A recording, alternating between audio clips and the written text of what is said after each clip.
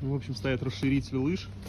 По пластику предыдущий хозяин, я так понимаю, вот здесь что-то немного плавил. Как бы так больше с этой стороны ничего нет.